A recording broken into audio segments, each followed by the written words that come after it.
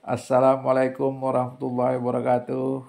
Teman-teman, pada kesempatan ini marilah kita saksikan rekaman percakapan antara Bapak Muhammad Taufik dan Bapak Repli Harun dalam channel YouTube Repli Harun Podcast menyangkut persiapan persidangan perdana gugatan ijazah palsu Jokowi yang digelar pada tanggal 24 April di Pengadilan Negeri Surakarta. Marilah sama-sama kita saksikan. Assalamualaikum warahmatullahi wabarakatuh. Sobat RH sekalian, jumpa lagi kita di channel yang keren ini. Keren jadas. Ya, saudara sekalian, masih soal ijazah paslu ya. Jadi ini ada pertanyaan, sebenarnya kapan munculnya isu ijazah paslu tersebut ya? Jadi saking palsunya jadi paslu ya. Nah, ada pemberitaan dari demokrasi.id yang mengutip Tempo mengatakan bahwa ini bermula dari omongan Jokowi sendiri. Jokowi yang ngomong soal indeks prestasi kumulatif dia atau IPK yang katanya di bawah 2. Kalau di bawah 2 ndak bisa terus menerus. Zaman saya, entah kalau zaman Jokowi sebelumnya ya, karena saya kan angkatan 89, beliau angkatan 80, beda 9 tahun. Kalau zaman saya, ya kalau IP-nya di bawah 2 tahun DO, drop out. Teman saya mengalami hal tersebut. Jadi kalau di bawah 2 drop out, tidak mungkin bisa selesai tamat. Jadi Jokowi pernah mengaku bahwa IPK-nya di bawah 2. Oke, coba kita iseng-iseng ya, telepon Pak Taufik ya. Siapa tahu beliau bisa dihubungi. Jadi saya lagi membahas asal mula isu ijazah palsu ya kan.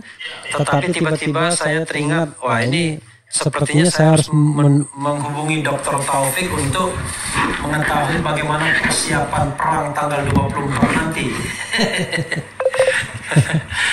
Oke, silakan Dr. Taufik, mungkin bisa di-share apa yang sedang Anda kerjakan atau Anda siapkan untuk menghadapi tanggal 24 April nanti. Oke. Jadi untuk persiapan tanggal 24 April, kita mengadakan briefing dengan anggota tim hukum. Kebetulan anggota tim hukumnya ini kan jumlahnya 10 ya. Jumlahnya 10, kita harus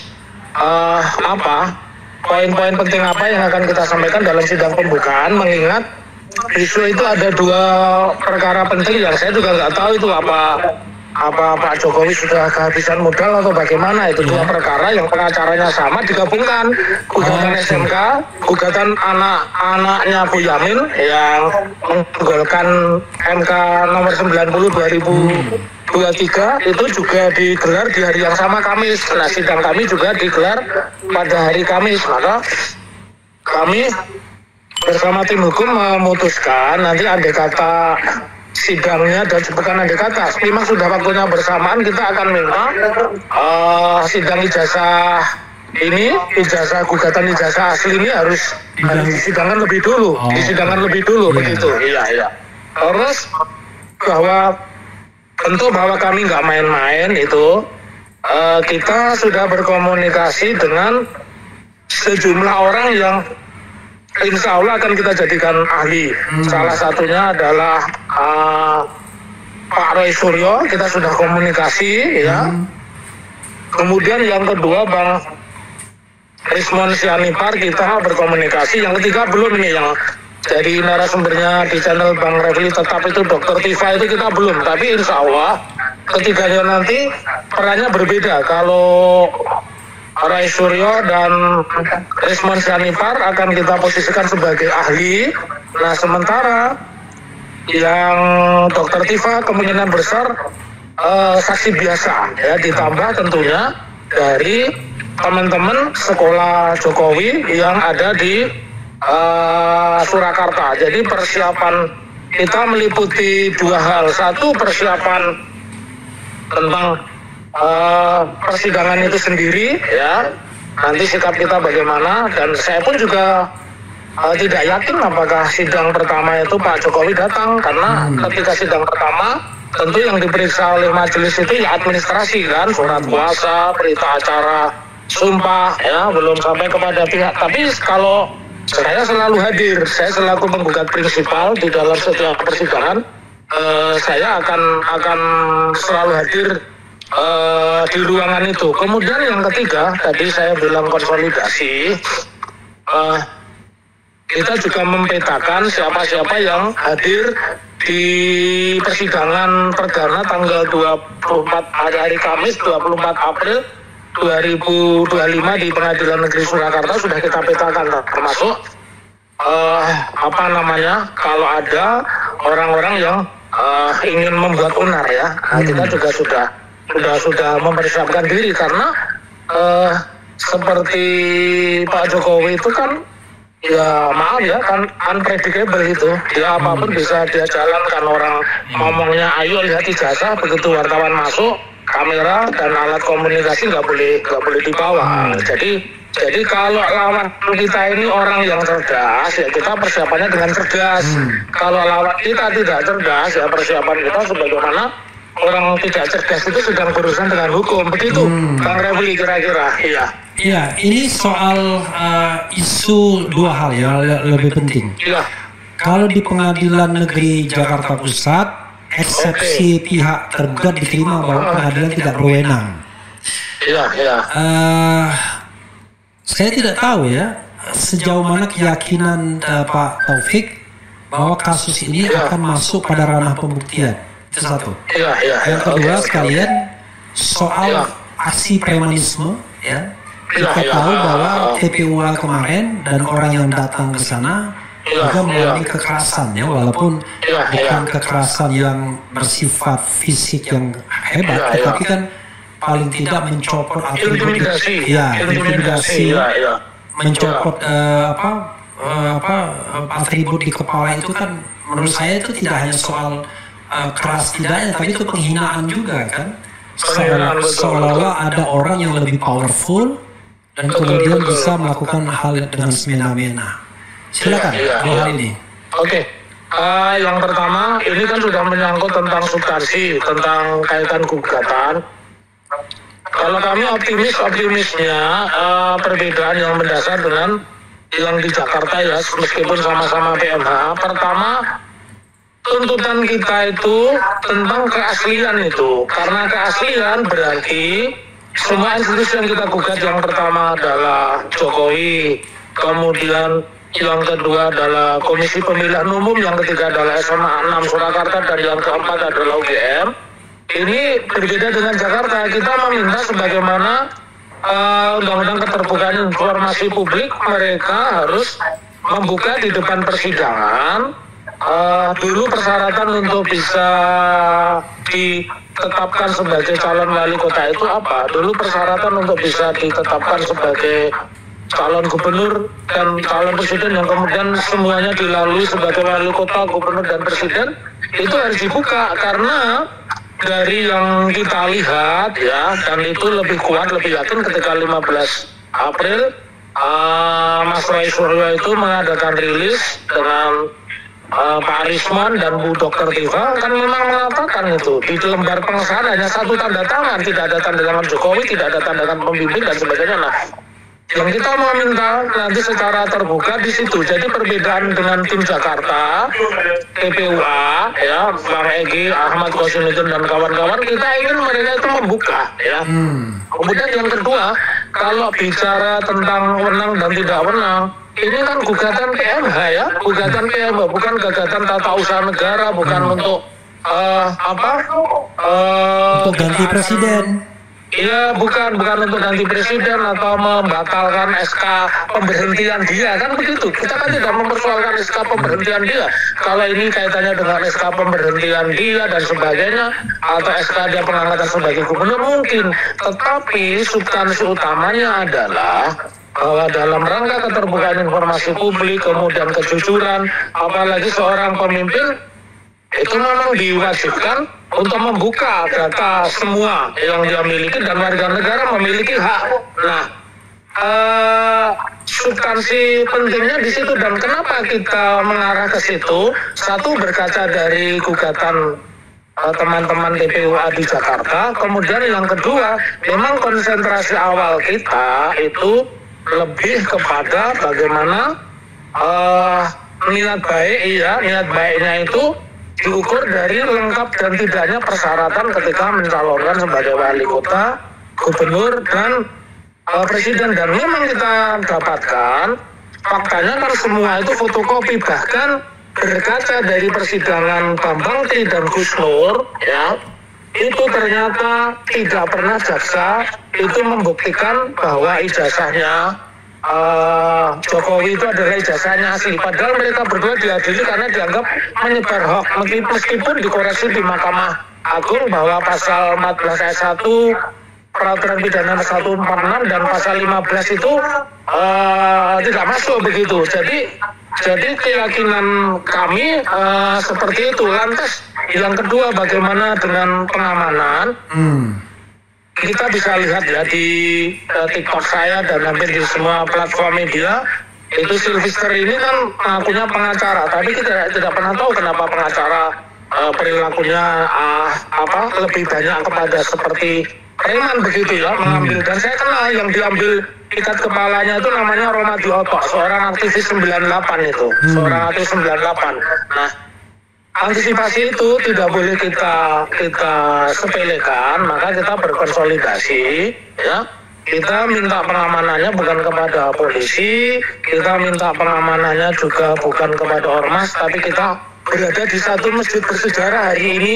Bang Refli nanti saya syuting, saya kirimkan ke Bang Refli, kita konsolidasi ya. Kita ke masjid bersejarah, salah satu masjid tertua di Surakarta, namanya Masjid Mangkunegaran. Jadi yang punya ini Mangkunegoro, yang punya ini Mangkunegoro yang kemarin istananya dipakai oleh Jokowi untuk menikahkan Kaisang Pangarep. Nah, jadi kita konsolidasinya karena kita paham ya. Jadi ketika ada dua kelompok massa di depan rumahnya Pak Jokowi itu kan ada polisi, tapi polisi kan harus tidak berbuat apa-apa. Makanya kita tidak. Tadi juga kita bahas apakah kita perlu membuat laporan atau kepada polisi. Kalau saya bilang saya nggak perlu membuat laporan, tapi saya justru membuat warning. Kenapa saya buat warning?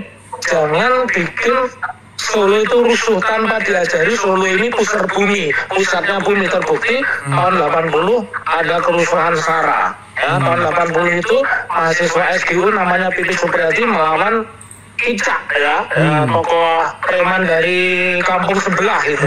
Kemudian tahun 98 ini Bang Refli yang harus diingat, saya adalah inspektur upacara penurunan Presiden Soeharto, karena pada saat itu saya anggota DPR termuda. Itu luluh lantak Solo ini tanggal 14-15 Mei luluh lantak, dan ada korban sekitar 21 orang meninggal karena menjarah toko dan sebagainya. Ekses 98 itu sangat parah di Solo. Diulang lagi kemudian pada Rabu 20 November 2001, pada saat itu PDI memenangkan pemilihan di parlemen ya, tetapi presidennya adalah Gus Dur ketika ada koalisi poros tengah. Ini Balai Kota itu hancur rata dengan tanah, dan beberapa kantor-kantor yang terindikasi mendukung koalisi tengah juga ikut dihancurkan. Nah, itu warning. Jadi tidak usah orang mencoba-coba menarik orang luar ke Solo untuk bikin kerusuhan. Kita ini sudah jago rusuh begitu. Itu yang ingin saya sampaikan. Makanya kita memproteksi diri bahwa kita akan meminta pengamanan ini dari pemuda masjid. Kita tidak juga membawa ormas, karena kan nanti kalau ormas kan privat, ormas bisa saja mendukung begini, ya kan? Kalau kita ormas keamanan kan hampir semua ormas itu sekarang punya satgas yang mirip-mirip polisi, mirip-mirip tentara. Seperti itu kesiapan kami, Bang Refli. Oke, jadi pemuda masjid ini sifatnya cair ya? Karena kalau kita bicara militan enggak, pemuda masjid ini yang mendampingi kita jumlahnya 20, lahir kita 10, yang mendampingi 20. Jadi satu orang di backup 2 orang gitu. Oke, oleh pemuda masjid. Iya. Tapi masjid Mangkunegaran di situ atau masjid yang lain juga? Masjid yang lain juga, kita sebut pemuda masjid juga itu. Tapi masjidnya jadi konsolidasinya ke Surakarta ini kita. Ya. Ya. Tapi seperti tadi pertanyaan bahwa kita kan memang tidak ingin memposisikan secara diametrikal. Tapi kita sudah punya protap. Kalau you nanti pegang kita ya tanganmu akan kita lepaskan. Kalau you mau coba pukul ya balas kita pukul. Kira-kira seperti itu persiapannya yang kita lakukan. Iya. Selama ini setelah mengajukan gugatan perbuatan melawan hukum, apakah ada pihak-pihak lain yang menghubungi Pak Dr. Taufik untuk negosiasi atau untuk intimidasi? Kalau menghubungi secara pribadi, mengintimidasi sih nggak ada ya. Cuman dari pendukung kita itu ada yang ibu-ibu lah itu yang di teror itu ada. Cuman dari kami nggak, kayaknya mereka juga tahu kalau meneror kita ya gak balas kita teror, malah kalau perlu kita datangi itu masalahnya. Dan saya sangat paham Bang Refli dari pengalaman kita dulu sidangnya Gus Nur, nggak ada masa Solo yang berani datang ke sidang, masa yang kontra itu nggak ada. Jadi kalau besok ada itu kemungkinan besar itu orang luar. Karena Solo ini, aku bilang begini, Solo ini pusatnya bumi. Solo ini dalam tanda petik seperti Ka'bah, kalau nggak ada orang tawaf, ya bumi ini berhenti begitu. Solo ini sama, di sini ada tempat yang diputeri kalau pas satu suro, makanya hari ini kebetulan itu diputeri kalau bulan suro. Iya. Jadi sejauh ini tidak ada, itu yang pertama. Yang kedua, kenapa tidak ada? Karena kita tidak pernah menganggap yang namanya orang-orang hebat menurut mereka di Jakarta, ya. Katakanlah seperti Sylvester, seperti siapa itu namanya Hercules, itu orang hebat di Solo, enggak.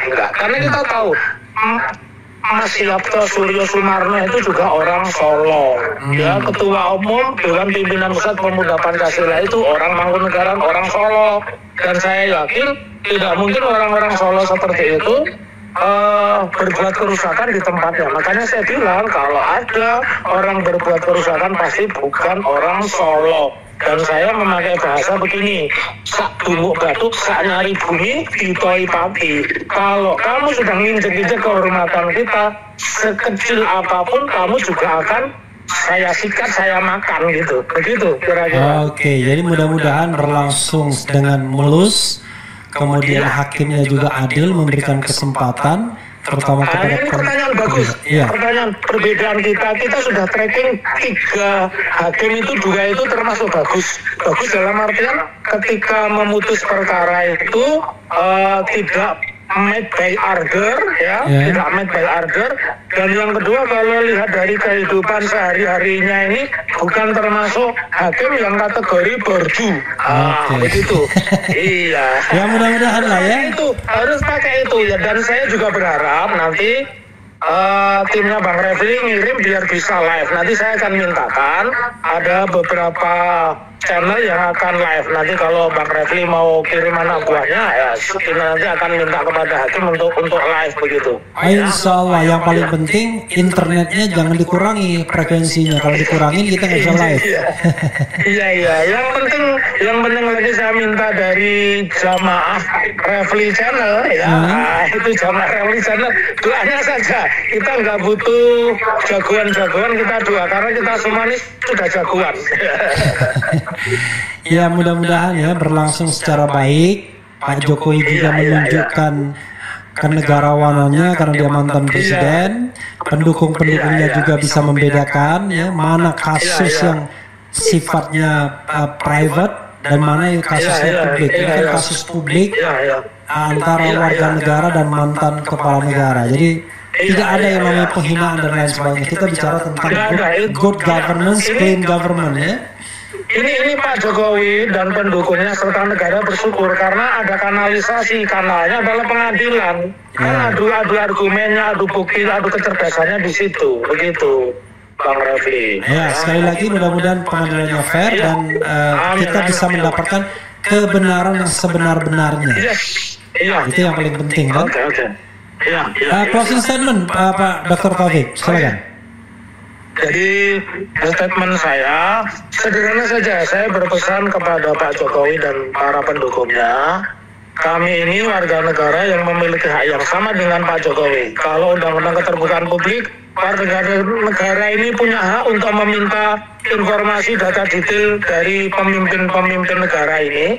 Sebaliknya, pemimpin negara ini punya kewajiban, ya, karena dua alasan itu saya minta kepada pendukung, terutama pendukung Pak Jokowi, serahkan saja kepada pihak. Kalau Pak Jokowi yakin memang punya penasihat hukum atau kuasa hukum yang baik, kenapa mesti mendatangkan orang-orang yang tidak punya kapabilitas, ya, tidak punya kredibilitas, dan yang pasti tidak punya otoritas untuk hadir di persidangan, seolah-olah tidak punya standing, ya. Iya, tidak punya legal standing, sudah seolah-olah dia mewakili sebagai wakilnya Pak Jokowi. Ini makin menunjukkan kalau Pak Jokowi itu nggak pede, itu yang pertama. Yang kedua, makin menunjukkan kalau Pak Jokowi ini sudah feeling guilty. Kalau dia pede dan dia tidak feeling guilty, ya hadapi saja. Tidak usah mengerahkan kelompok-kelompok masyarakat, iya, gitu ya. Hadapi dengan senyum. Seperti itu. Jadi itu mau disampaikan ke hakim, hadapi dengan senyum itu. Iya. Jadi Pak Dr. Taufik, mudah-mudahan nanti kita mendapatkan salinan gugatannya. Sampai sekarang belum dapat ya, rasional. Nanti kita kirim, ya, karena kita juga menghormati etika persidangan. Kalau sidang sudah dibuka, nanti gugatannya akan kita serahkan kepada Bang Refli. Ya. Oke, makanya saya mintanya setelah persidangan, ya. Oke. Iya. Ya, terima kasih Pak Dr. Taufik. Mudah-mudahan segalanya lancar. Amin. Wassalamualaikum warahmatullahi wabarakatuh. Assalamualaikum warahmatullahi wabarakatuh. Ya, saudara sekalian, itu tadi dengan Dr. Taufik, ya, M. Taufik, Muhammad Taufik, yang berani, ya, dari dulu memang punya sikap yang kritis terhadap pemerintahan Presiden Jokowi, dan tidak hanya omong-omong, tapi langsung mengajukan gugatan perbuatan melawan hukum, dan disinilah kalau kita mau berhadapan, kalau misalnya kuasa hukumnya Yakub Hasibuan, Sylvester, dan lain sebagainya, beradunya di forum pengadilan, bukan forum perpremanan tentunya, ya, tapi forum pengadilan. Karena inilah cara penyelesaian yang bermartabat, tapi dengan harapan terjadi yang namanya equal treatment. Jangan sampai tiba-tiba hakim mengatakan tidak berwenang, lah ini perbuatan melawan hukum yang dimintakan keterbukaan informasi, bukan hal-hal yang tidak masuk akal yang dimintakan, ya. Begitu saudara sekalian, ya. Saya juga nanti mau menghubungi narasumber lainnya, Selamat Ginting misalnya, yang terkait dengan tuntutan TNI, apa yang dia ketahui dan bagaimana pendapat dia. Itu saja saudara sekalian. Wassalamualaikum warahmatullahi wabarakatuh. Itu dimulai dari kota Surakarta, otomatis saya mengajukan gugatannya di Pengadilan Negeri Surakarta. Lalu pertanyaan yang kedua, apa yang saya gugat? Rekan-rekan kan harus tahu.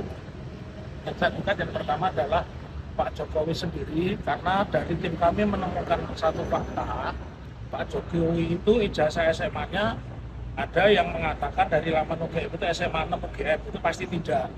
Kemudian SMA 6 Surakarta itu juga pasti tidak. Dan kami menemukan teman yang seangkatan Pak Jokowi itu ijazahnya bukan SMA 6 pada saat itu, tapi SMPB, setelah menengah persiapan pembangunan. Otomatis yang tergugat satu adalah Pak Jokowi, tergugat dua itu adalah SMA 6 Surakarta. KPU, Komisi Pemilihan Umum. Kenapa harus KPU? Karena KPU harus memverifikasi data. Kelemahan utama KPU, dia hanya mendasarkan pada yang namanya fotokopi yang dilegalisir. Ya. Kemudian yang ketiga berikutnya yang kita gugat adalah SMA 6. Sepanjang kebetulan tahun 80 saya masih SMP dan saya masih ingat SMA 6 itu berdirinya itu tahun 86. Artinya kalau orang lulus di bawah tahun 86 pasti ijazahnya adalah sekolah menengah persiapan pembangunan, tidak mungkin SMA 6. Karena sampai tahun 86 itu SMA negerinya itu masih 5. Kemudian yang keempat, kenapa kita harus mengajukan gugatan itu kepada Universitas Gadjah Mada? Universitas Gadjah Mada ini kan membuat sebuah kenaifan, ya. Dari sejak saya sekolah SD sampai SMA, sampai kuliah dan S3, ijazah itu bukti seseorang pernah sekolah, bukti seseorang pernah kuliah, bukti seseorang menyelesaikan sekolahnya. Jadi tidak mungkin ijazah itu ditahan atau diarsipkan di sekolah. Itu yang pertama. Yang kedua, ijazah itu hanya satu. Kalau kemudian ijazahnya hilang, diterbitkanlah namanya SKPI, Surat Keterangan Pengganti Ijazah. Jadi sampai kiamat subro atau kiamat kubro tidak pernah mungkin ada namanya ijazah itu dua. Ya. Lalu yang menjadi pertanyaan, kalau dari data yang kami punya bahwa SMA-nya saja tidak beres, mungkin tidak insinyurnya beres. Ya tentu tidak beres. Ada giumnya kan, yang namanya aturan itu mutatis mutandis. Kalau saya mendaftarkan sebagai alumni UGM, berarti saya itu harus memiliki jasa SMA. Nah, kalau SMA saja tidak jelas, apa mungkin dia lulus? Ya, oleh karenanya yang penjelasan yang terakhir, kenapa saya harus mendaftarkan di Surakarta? Hukum acara perdata itu mensyaratkan gugatan itu disampaikan di alamat tergugat yang terdekat.